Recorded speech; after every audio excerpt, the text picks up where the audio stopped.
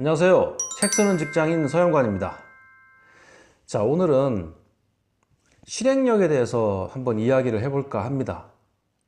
저는 개인적으로 실행력 이 친구를 상당히 좋아합니다. 제 표현이 좀 이상한가요? 사실 실행력이라는 거는 굉장히 개인적인 거기 때문에 이거를 뭐 이래라 저래라 할 수 있는 부분은 아닌 것 같아요. 뭐 나이가 어린 뭐 초등학생도 아니고 그냥 그 엄마가 숙제 시키듯이 막 이걸 해라 말아라 할 수 있는 그런 부분도 아니고, 하지만 실행력은 정말 책 쓰기에 있어서 굉장히 중요한 요소입니다.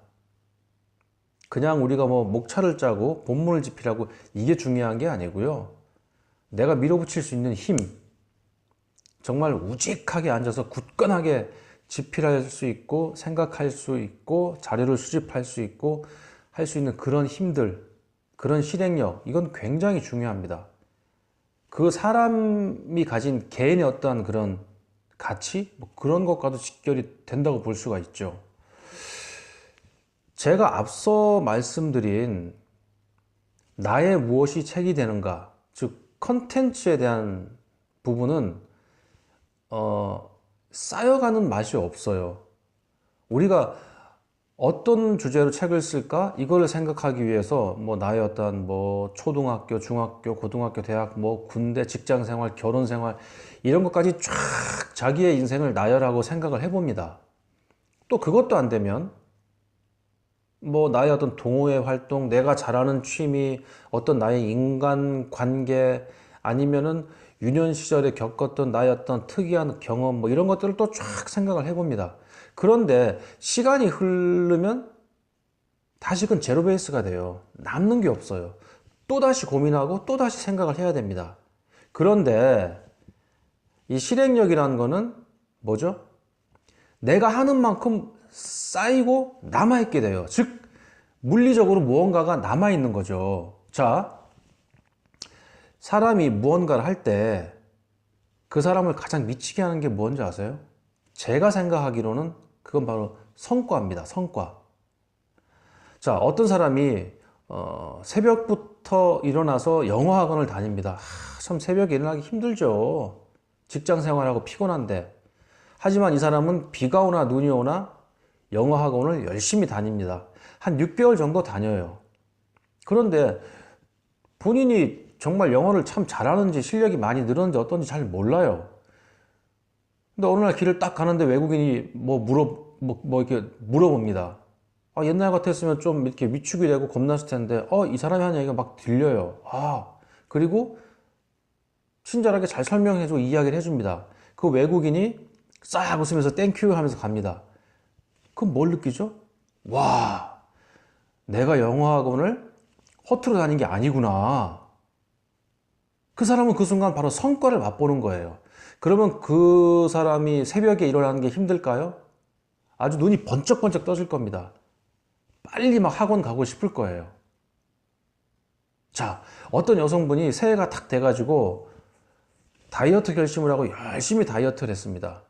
운동도 진짜 열심히 하고 먹는 거 이거 막 이런 것도 조절하고, 그런데 별 어떤 반응이 없어요. 근데 한 3개월 정도 딱 지나니까 어느 날 직장에서, 야, 이렇게 피부가 좋아졌어? 얼굴이 좋아졌네? 야, 요즘 아주 그 몸매가 되게 슬림해졌네. 이런 얘기를 동료들로부터 들어요. 어떻습니까? 이 사람은 그때부터 뭐 나르는 거죠. 정말 운동 뭐 누가 시킬 필요가 없어요. 본인이 정말 열심히 운동하고 그 먹는 거 식습관 조절하고 하겠죠. 왜? 성과를 맛봤기 때문에. 책 쓰기도 마찬가지입니다. 퇴근하고 오면요, 피곤하죠.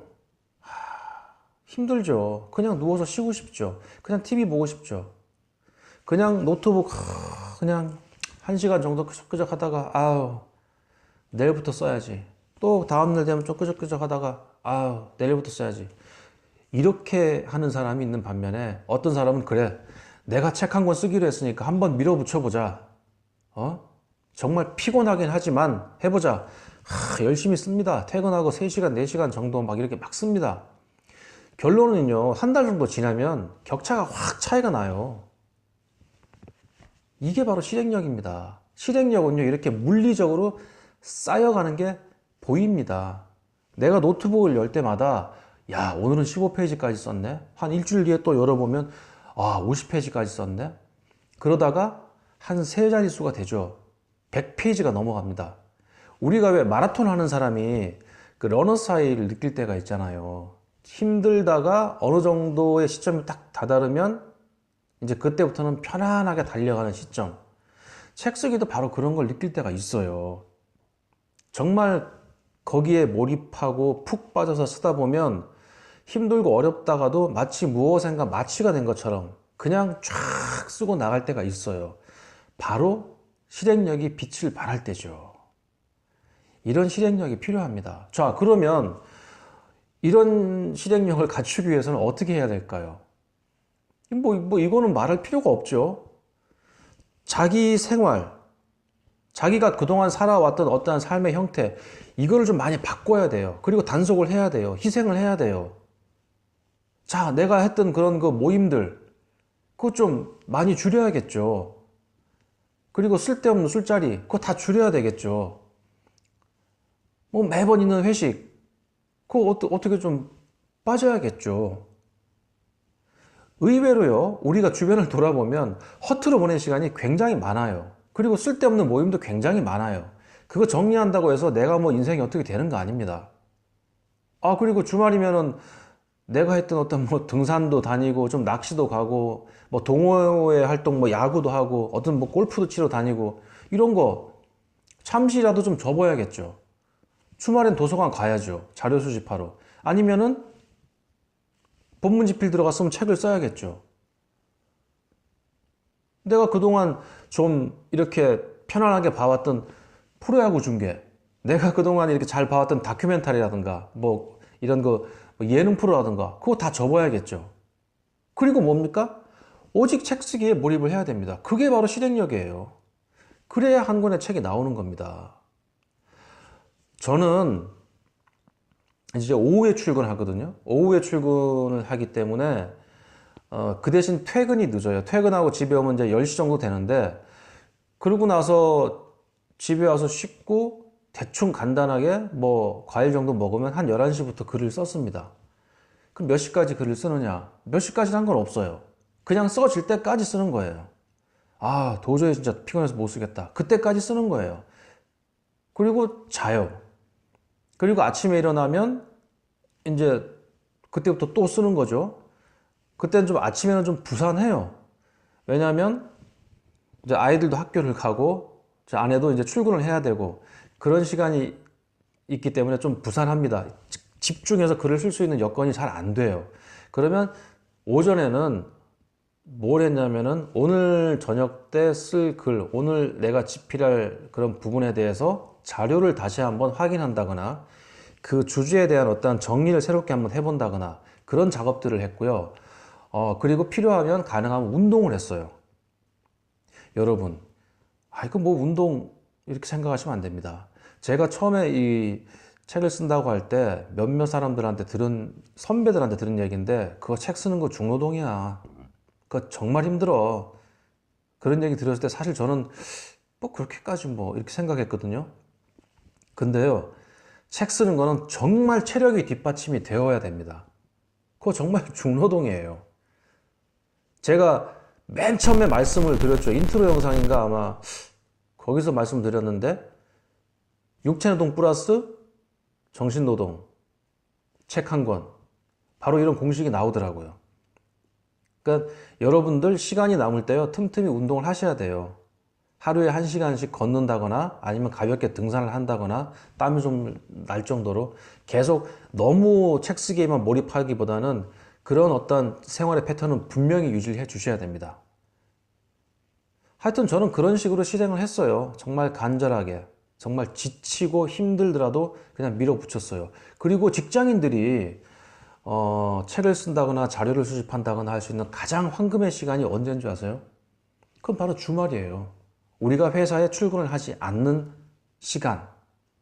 남들은 놀러를 가고, 남들은 치킨을 싸갖고 야구장을 가고, 남들은 골프를 치러 가고, 뭐 그런 시간에 뭐 해야 됩니까? CP를 하거나 아니면 도서관을 가야죠. 저는 자료 수집을 할 때 정말 1등으로 도서관에 갔습니다. 물론 가면은 저보다 먼저 와 계신 분이 한두 분 계실 때도 있었지만 어떤 때는 1등으로 갔습니다. 그래야 돼요. 주말에 내가 할 거 다 하고 뭐를 하겠어요? 그래서는 한 권의 책이란 이런 달콤한 열매가 주어지지 않겠죠.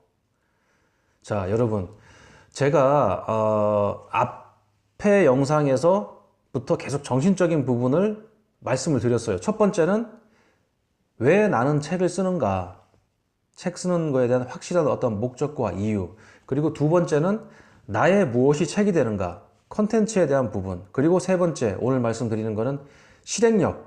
내 생활을 단속하고 지금의 나를 좀 희생하고 내 삶의 패턴을 좀 바꿔서 책 쓰기에 몰입할 수 있는 그런 실행력. 이렇게 세 가지를 말씀을 드렸어요.